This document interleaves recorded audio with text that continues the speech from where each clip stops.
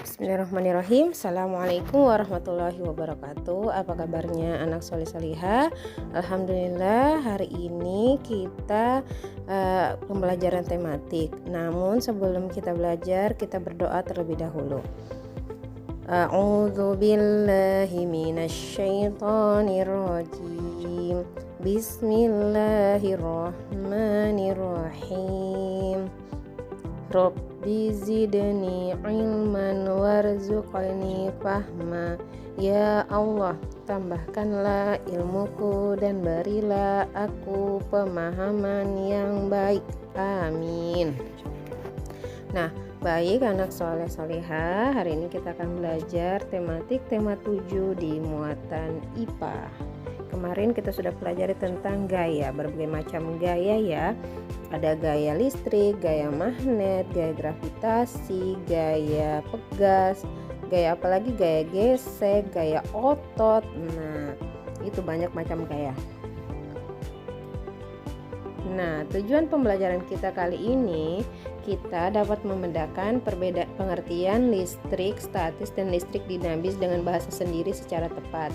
Yang kedua, siswa mampu menjelaskan penyebab alat-alat elektronik dapat digunakan sesuai fungsinya dengan tepat. Yang ketiga, siswa mampu menjelaskan tentang gaya magnet dengan tepat. Yang keempat, siswa dapat menyebutkan benda-benda yang memanfaatkan gaya magnet.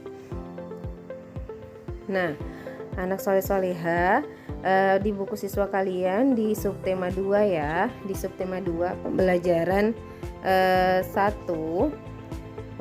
1 kalian lihat, lampu dapat menyala karena adanya aliran listrik. Arus listrik mengalir dari kutub positif menuju ke kutub negatif. Saat arus listrik mengalir melewati lampu, lampu akan menyala.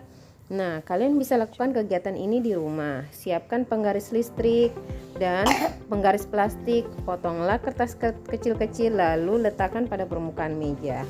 Dekatkan penggaris plastik pada potongan kertas. Apa yang terjadi? Catatlah hasil pengamatanmu. Nah, yang kelima, gosok-gosokkan penggaris pada rambut kering lalu dekatkan penggaris pada potongan-potongan kertas. Apa yang terjadi? Catatlah hasil pengamatanmu.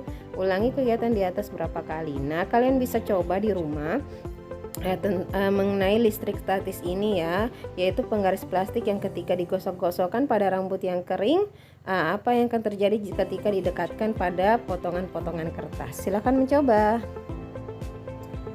Nah, anak soleh-solihah, setiap benda netral mempunyai dua muatan, yaitu muatan positif proton dan muatan negatif elektron dalam jumlah yang sama.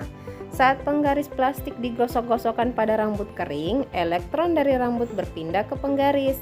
Akibatnya penggaris plastik kelebihan elektron dan menjadi bermuatan negatif.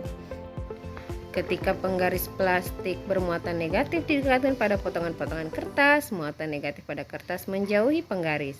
Sisi kertas yang dekat penggaris menjadi bermuatan positif sehingga potongan-potongan kertas akan tertarik oleh penggaris plastik. Tarik-menarik antar muatan pada penggaris plastik dan potongan kertas ini merupakan salah satu bentuk gaya listrik. Nah, kita lihat dulu perbedaan dari listrik statis dan listrik dinamis. Listrik statis, listrik merupakan salah satu bentuk energi yang sangat penting dalam kehidupan manusia. Energi listrik terbagi menjadi dua, yaitu listrik statis dan listrik dinamis. Tadi kalian sudah mempelajari yang percobaan potongan kertas dan penggaris plastik itu adalah merupakan listrik statis. Listrik statis merupakan muatan listrik yang tidak bergerak dan berkumpul pada satu objek yang bukan konduktor listrik. Terjadinya listrik statis dikarenakan adanya gosokan atau gesekan dua benda. Ya, itu ya. Listrik statis itu ya, adanya gosokan atau gesekan dua benda. Nah, ini dia listrik statis. Kemudian listrik dinamis. Listrik dinamis adalah muatan listrik yang dapat bergerak. Bisa juga diartikan sebagai listrik yang bergerak dengan arus yang searah atau bolak-balik. Arus listrik dinamis ternyata hanya dapat menyala pada rangkaian listrik tertutup saja.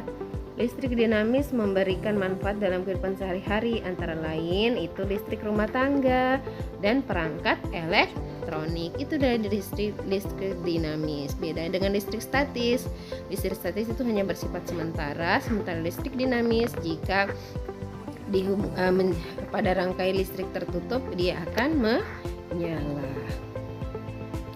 Nah, perhatikan gambar elektronik di bawah ini. Ya, ada lampu senter, kipas angin, setrika, dan lemari pendingin.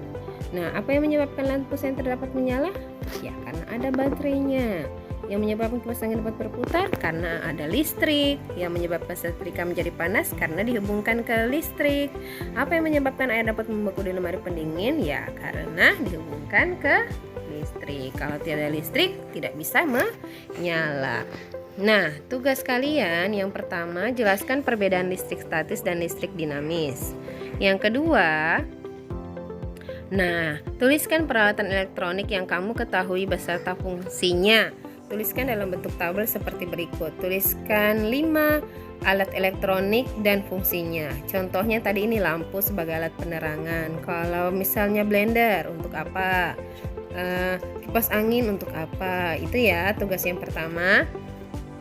Nah, berikutnya gaya magnet. Interaksi dua buah magnet misalnya dengan didekatkan akan menimbulkan gaya.